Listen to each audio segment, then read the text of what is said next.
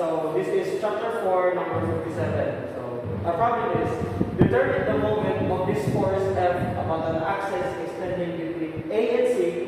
Express the result as a Cartesian vector. So in our previous problem, we solved it using scalar approach and vector approach. But here, we express the result as a Cartesian vector. So in our PD here, we have the same type, that is A and C, D point, in which we have the same x-axis of 4 feet, the y-axis of 3 feet, and the z-axis of 2 feet. So Dylan, where is the axis extending between A and C?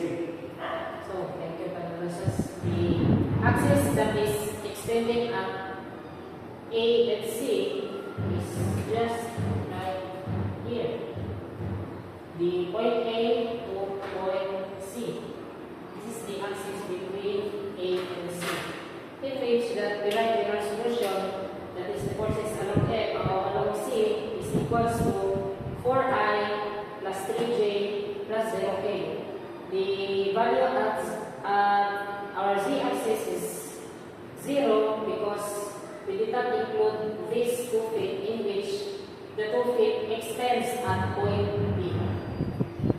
So to get our unit AC, we need to figure out our forces along AC and our magnitude AC.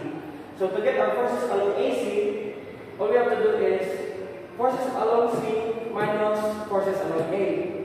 But RA has no value, so we cancel this out. Then we have our AC, which is 4I plus 3J plus 0K.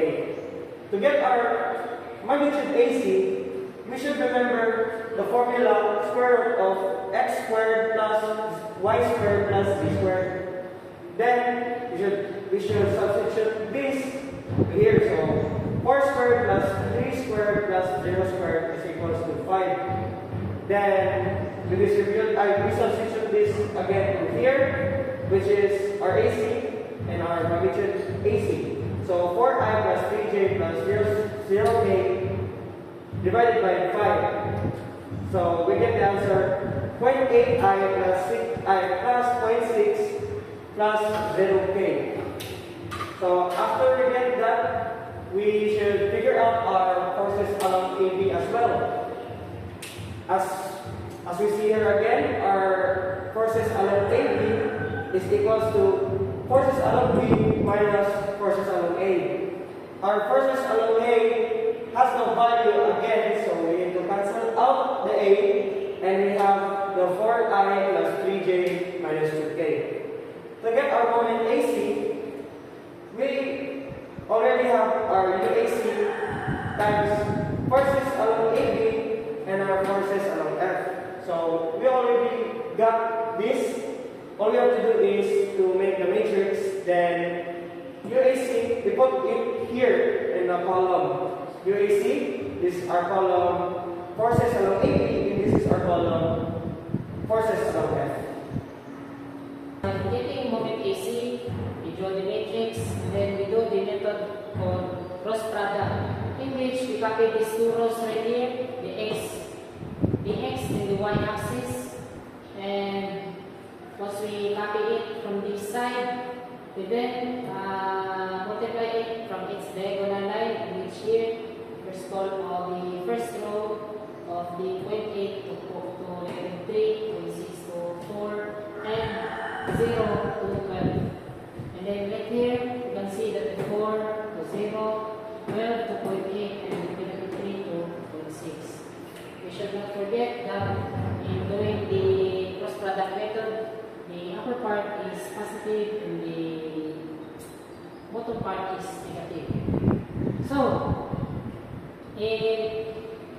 after that, after we drew its cross product, then we multiply it by its diagonal line, which is 0.8 times 3 times negative 3 is equal to negative 7.2.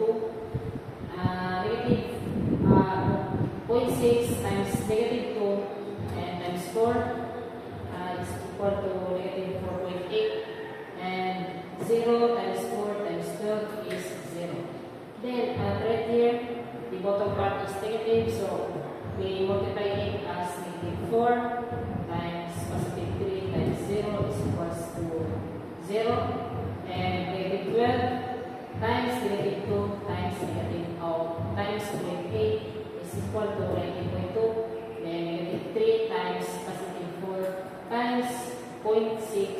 equals to positive 7.2. And then we get the moment at the MAC, the magnitude MAC of 14.4 feet per pound. But that is not the final answer. As we can see in our question, we need to express it as a Cartesian vector form. So in getting a Cartesian vector form in this magnitude, with this formula of MAC is equals to magnitude MAC times the union AC, here the union AC, and then we substitute it 14.4 and times 0.8 plus 0.6J plus 0K. We distribute it by multiplying it distributively, and then we get the Cartesian form of 11.52I plus 3.46J plus 0